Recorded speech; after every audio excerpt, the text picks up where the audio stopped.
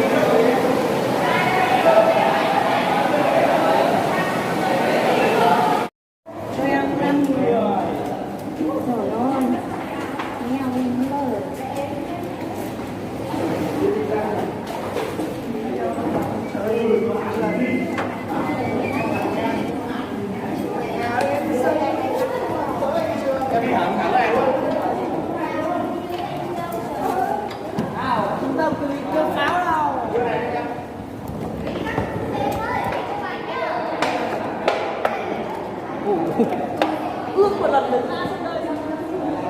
Rồi. Bạn đi.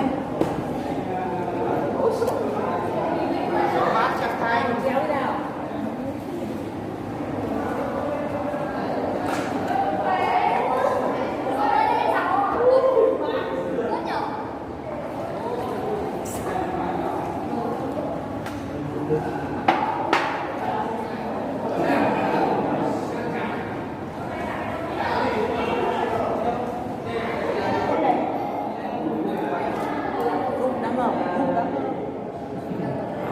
Yên tâm, chú có bằng lái rồi.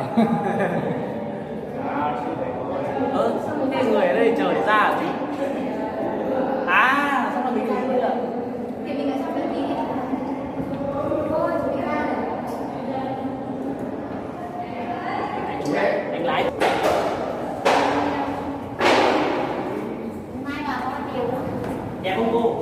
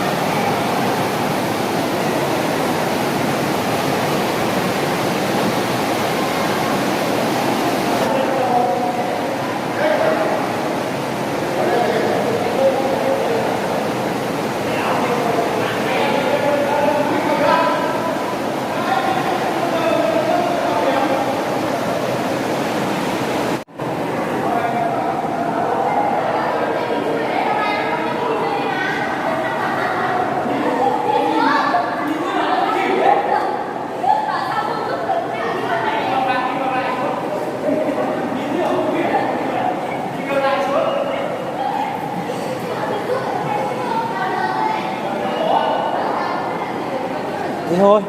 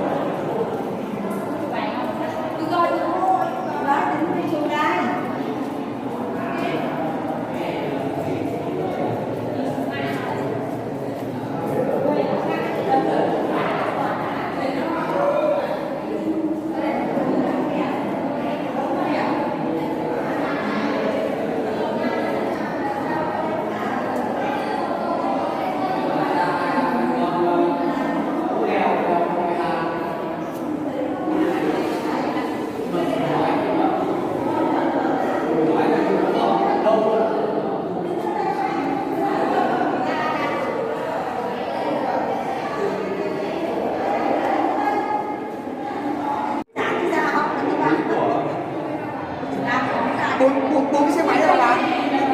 Xe của anh thì mình xe của anh giá chục xe bảy xe thôi, thôi. Xe kia nó chục, xe càng quá mấy chục đấy. Tí rồi. Mình tính cái nước cái đường đỏ. Ngày không của chục 100.